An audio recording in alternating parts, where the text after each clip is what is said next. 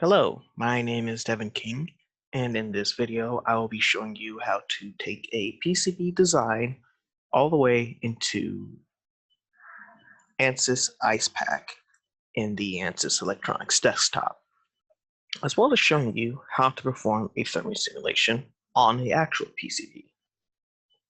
We have to begin by going to the PCB design file, which should look something like this image, and this is just its name.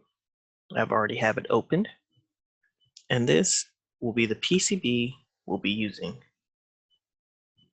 Now, as well as in this software system, you can also see a 3D image. This is the image where we get our reference for when we're using power dissipation simulations. Make sure all the boxes are checked, and then click on the 3D. And here is where we get the PCB design for when we want to just use the block systems that dissipate thermal energy. Now, the problem here is that these blocks, which are referenced to the design as a whole, are not the actual same size as their real counterparts. To find the parameters of the shapes and sizes of those devices, it is best to go to their datasheet. Now we can begin exporting. Go to the export, and we're going to export it as IPC-2581. And the version has to be IPC-2581-B, and the function mode as user-defined. We must have each box checked except export cross-section data only. We need everything, not just the cross-section data. We must also make sure that it is saved, and it will come out as a .xml file. Make sure to save that somewhere you can come back to it easily. I have saved it onto the desktop. And now we select Export.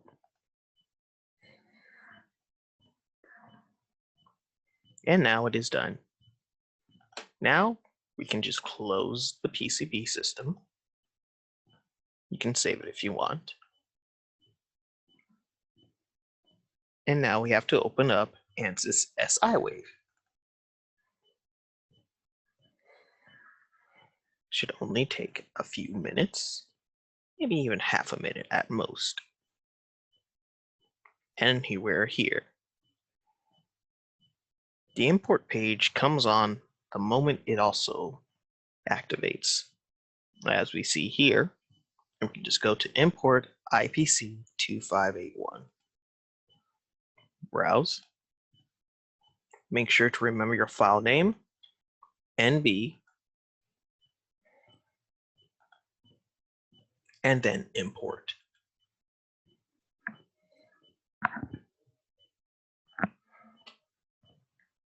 These are all the nets. We need to import all of them.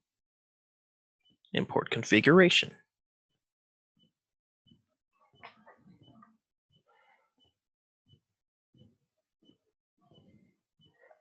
As we can see, it also reads the very passive components, 7 capacitors, 1 inductor, and 8 resistors. It first comes out as a translucent appearance. These orange items are our passive components, while the large black squares will be the ICs. Make sure to check each box on the side, and do that quickly by holding Shift, scrolling all the way to the bottom, and then clicking. Fill in these boxes as well, and make everything solid. And there we have it. Full transfer of our PCB design into SI-Wave. Now we need to export it into ANSYS Q3D. Go to Export, and here it says, Export to Q3D Extractor.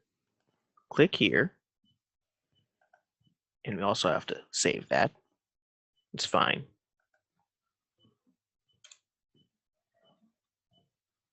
We'll just replace it. and this page will come up. We want to invoke Q3D upon completion, automatically use casual materials.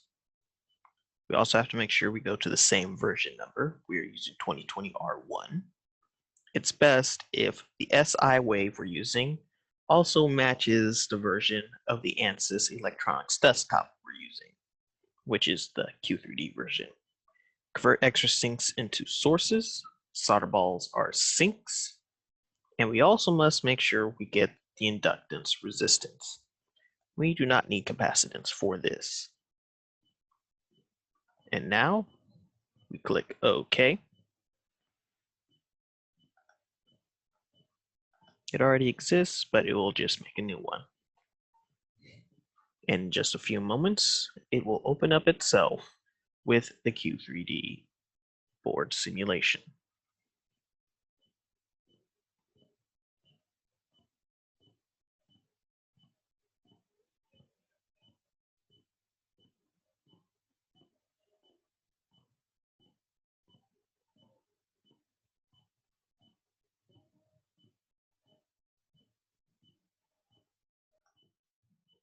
Okay, it'll just pop up like this.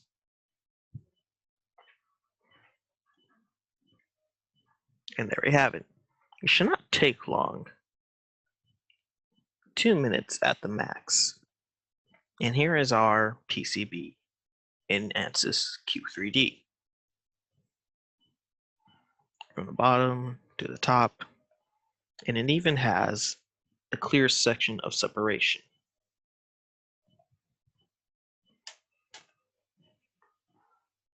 Check the model. It's made of copper, FR-4, and solder. Here in the project manager, we have a Q3D model simulation, not an Icepak simulation. There are two different types of experimental simulations. The Q3D model is for inductance, capacitance, and EM waves in general, while Icepak is mostly used for thermal. Before we can export this system into Icepak, we have to run a current simulation through the system. We begin by checking the nets. Think of the nets as the interconnections within the PCB. Every net can only have one sink and one source. There must be a sink and a source. There can be multiple sources, but they all must flow to just one sink. Sources are denoted by an arrow, and sinks are, well, honestly, it kind of does look like a sink. This would be the nozzle, and this is the basin. Be sure to check your nets here to make sure if they don't have a source and just a sink, you can delete it.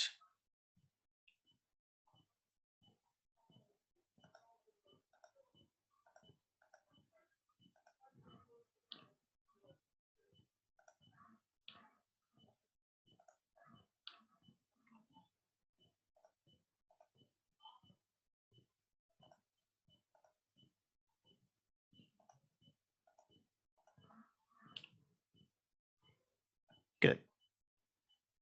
Now that has been taken care of, we can now edit the sources. To do that, we have to go to Field Overlays, right-click, and then literally go to Edit Sources. We want DCRL, and here we can already see that it comes out as amp in units. This can be changed by clicking and then changing it to whichever type of amperage we need. Amps, milliamps, microamps, even kiloamps. We'll just stick with regular amps. Now, to find out the amount of current that needs to be in each component, you can use basic understandings that in DC fields, the current through a capacitor is 0.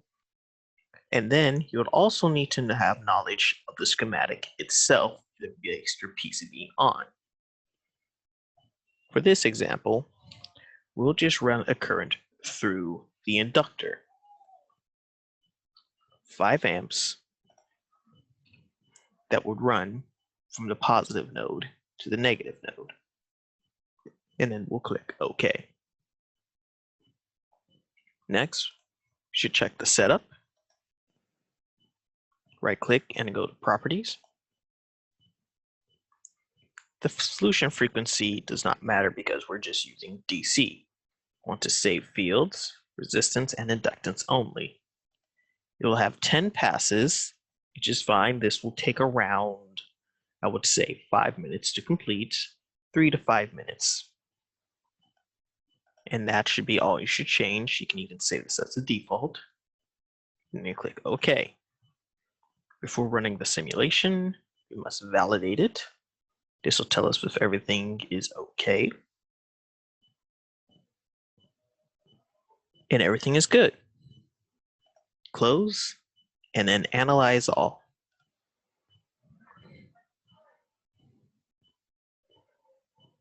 And this will take about 3 to 5 minutes. I'll pause the video once it's done. And we're back. There was an error that appeared in which solving for capacitance and conductance had a corrupted mesh file. If this error does occur, you have to go to mesh settings and drag this slider all the way to fine. This will increase the amount of time that it will take for the simulation to finish. So I would highly suggest, instead of doing 10 runs, to do just 5. Now that we have a normal completion on the server, we can now open up an Icepak simulation. Do not worry. Do not worry. This does not erase your previous design. It is still in here. They're just separate entities. So now what we need to do is we need to select each of these solid materials, hold Control, right-click, select all, and then we'll just copy and paste it.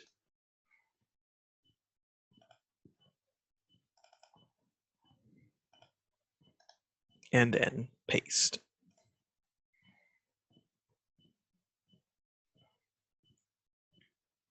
Go to Fit All, and you'll zoom out to the entire design.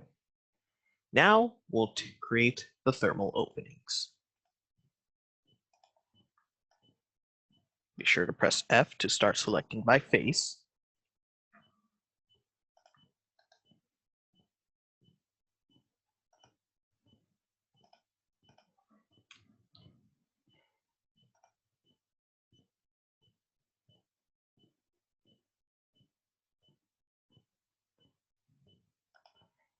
You can rotate it around as well.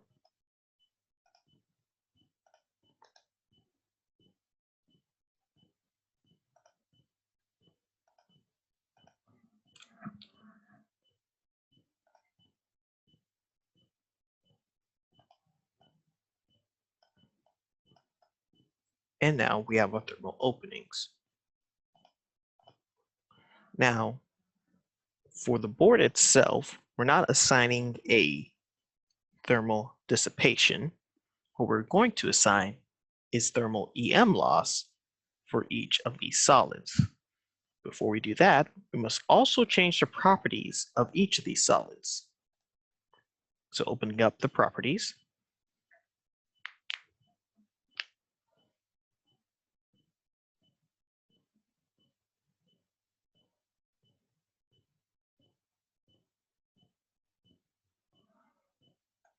here you'll see the materials are not defined. They're both named copper, and due to an error, it did not become this version of the copper with defined quantities for thermal physics.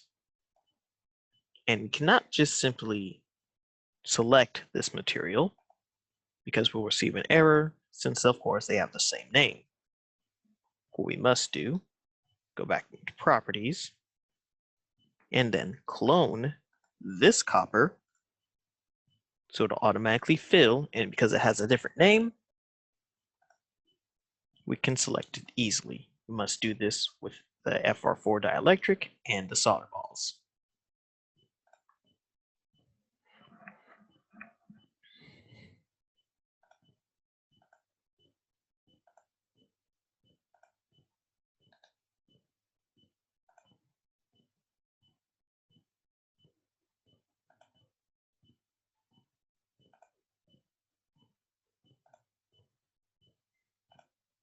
And there we have it. Now, cold control, select each one, right click, oh, not properties,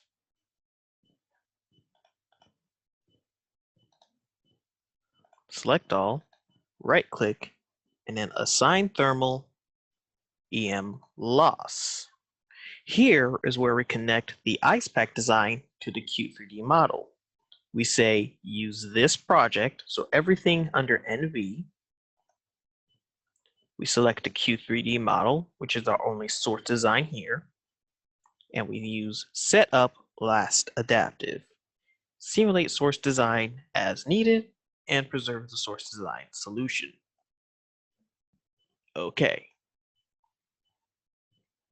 EM loss 1, and we need everything. Okay. Next, you have to go to simulations, create a setup.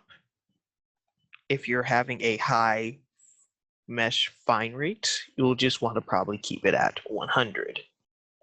We need to select turbulent as usual and solve flow and energy equations sequentially. Select OK. We must also go back to global mesh settings. We go to advanced in Icepak and user specified. We allow for stair-step meshing, no air grids, and 2D. Then we click OK. Have this run. Then we validate.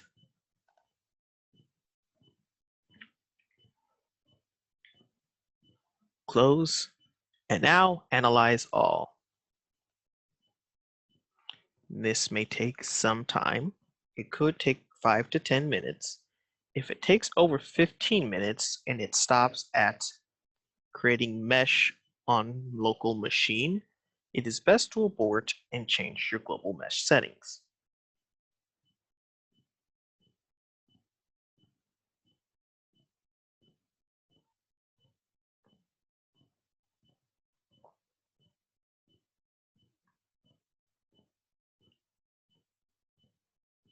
I will now pause the video, and as we can see, we have patched the mesh settings, so this will run well.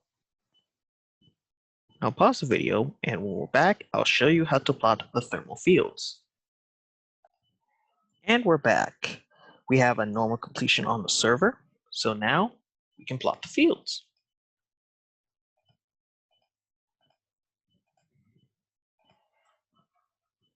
To do this, you have to select each of the solid material that was part of it, the EM loss. Right click, select all, right click again, and then plot fields. This system will give you the volumetric temperature. So that's the temperature surrounding the source in X, Y, and Z directions. And we're going to need this on all objects. Then we'll click Done.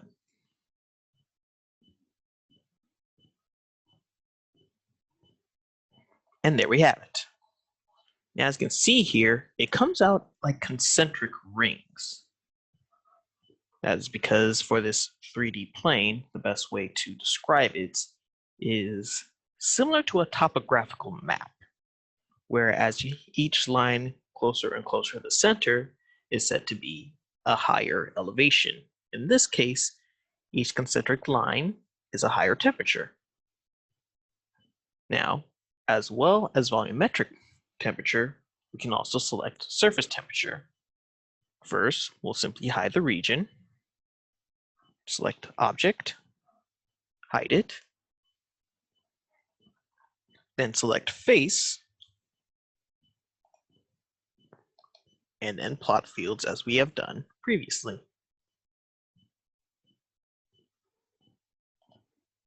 This time, we do not select all objects. We just say done. And there we have it. A temperature reading that's both surface and temperature. You can even modify the scale so it has 200 divisions, increasing the accuracy, and 200 is the max. And we click apply. And now we have a much smoother gradient across the whole system. Here you can see the buildup of temperature is located at the center. And at 5 amps through the inductor, which is through this center right here, there's a buildup of current located here, where there's several layers overlapping.